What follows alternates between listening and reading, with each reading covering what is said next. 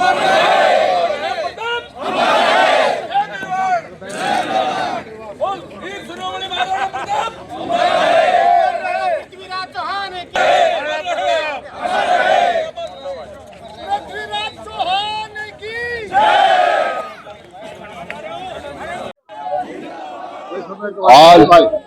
9 मई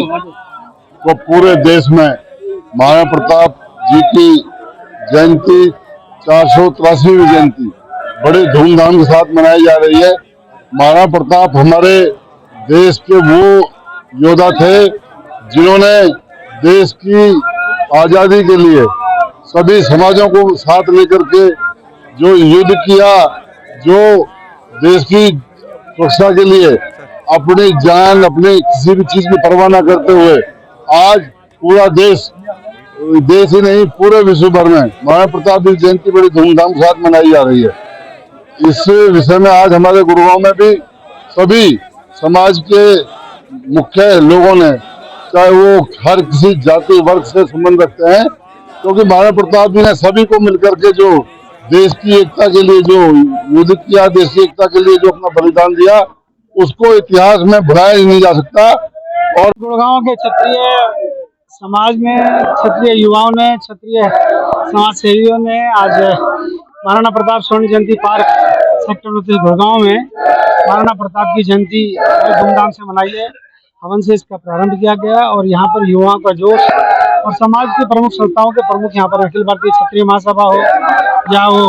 नरूका साहब हो, या फिर सुशील चौहान जी जिनके कई शिक्षण संस्थान हैं, चाहे अखिल भारतीय क्षत्रिय महासभा के अध्यक्ष हों, या बिल्कुल नरेंद्र जी हो। मैं एक बात कहना चाहूंगा, आज देश के प्रधानमंत्री ने ट्वीट किया, आज देश के गृह मंत्री अमित भाई शाह ने ट्वीट किया महाराणा प्रताप जयंती पे, आज महंगी योगी आदित्यनाथ और राजनाथ सिंह ने भी ट्वीट किया। मैं समझता हूँ कि देश के प्रधानमंत्री का आज पहला ट्वीट महाराणा प्रताप जयंती पे 2014 से सरकार बनने के बाद ट्वीट आया है। मुझे बड़ी खुशी है कि देर आए दुरुस्त आए। उन्होंने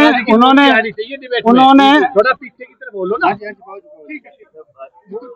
बोलने दो, आपका फोटो अलग से लगवा दूंगा इसमें। तो जो ट्वीट किया गया है, मुझे लगता है कि देश की सरकार को भी अब ये मानना पड़ रहा है कि हाँ, इस देश की आजादी में, इस देश से मुगलों को भगाने में अगर किसी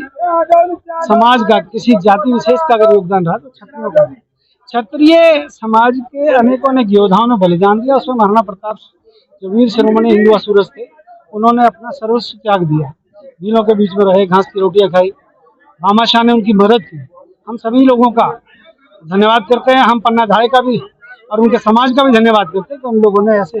वीर महापुरुषों के परिवारों को अपना सहयोग दिया। मैं आज इतना ही कहना चाहूँगा। और जितने भी सर्व समाज के गणमान्य लोग हैं, इनकी उपस्थिति में पहले दिव्य हवन किया गया, जिसमें हमारे अखिल भारतीय क्षत्रिय महासभा के राष्ट्रीय अध्यक्ष ठाकुर कुलदीप सिंह जी तोमर साहब भी विराजमान हैं।